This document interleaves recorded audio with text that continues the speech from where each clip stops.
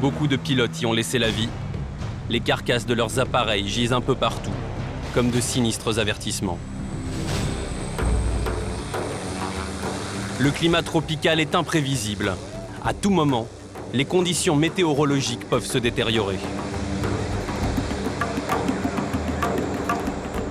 Mais il y a toujours quelques têtes brûlées pour affronter le ciel de Papouasie.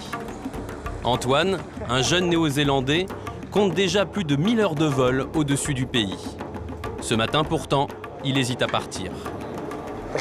Les nuages sont très bas. Il y a de la pluie et la visibilité est faible dans ce coin-là. C'est très difficile d'y aller, surtout quand il faut piloter sous la pluie. Et avec ce gars ici, le directeur des opérations, on va devoir prendre une décision si on y va ou pas. On attend les informations des contrôleurs aériens. Et si la pluie continue?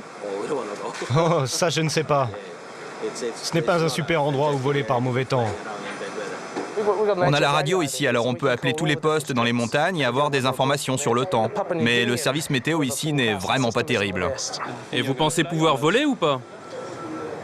Bon, probablement. À la première éclaircie, Antoine tente l'aventure. Il transporte du riz, des biscuits, de la farine pour les habitants de Kentiba. Ce village n'est qu'à 40 minutes de vol, mais c'est l'un des endroits les plus difficiles d'accès.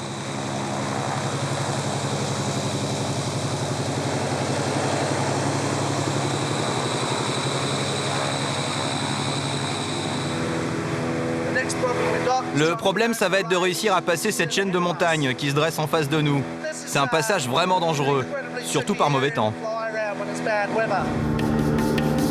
Le risque, ce sont ces nuages qui s'amoncellent juste au-dessus des montagnes et masquent les reliefs. Quand il y a une succession de montagnes et de vallées comme aujourd'hui, il y a toujours un risque de collision. C'est la seule chose. Il faut prendre en compte la météo et l'état des pistes d'atterrissage. Et dans ce cas, il n'y a rien à craindre. Enfin, à part s'écraser. Il y a beaucoup de crashs dans ce pays. Sous les nuages, la visibilité est bonne. Antoine se faufile entre les crêtes. Cette minuscule bande de terre au loin, c'est la piste de Kentiba. Il a plu ce matin, le terrain est boueux et glissant.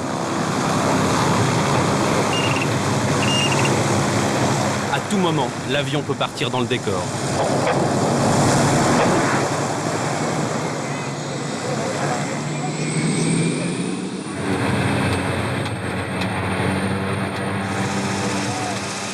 À Kentiba, l'arrivée d'un avion, c'est un événement très important.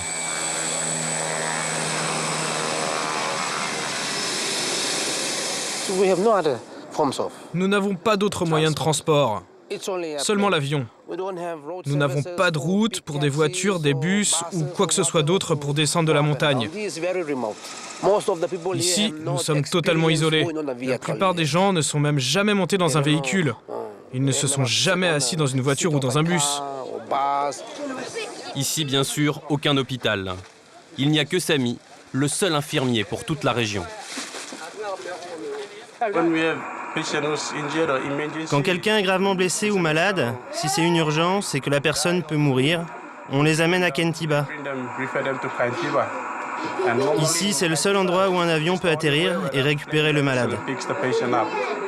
Si le vol est retardé, alors le malade meurt. Encore faut-il que le malade puisse s'offrir le billet. Il coûte près de 120 €.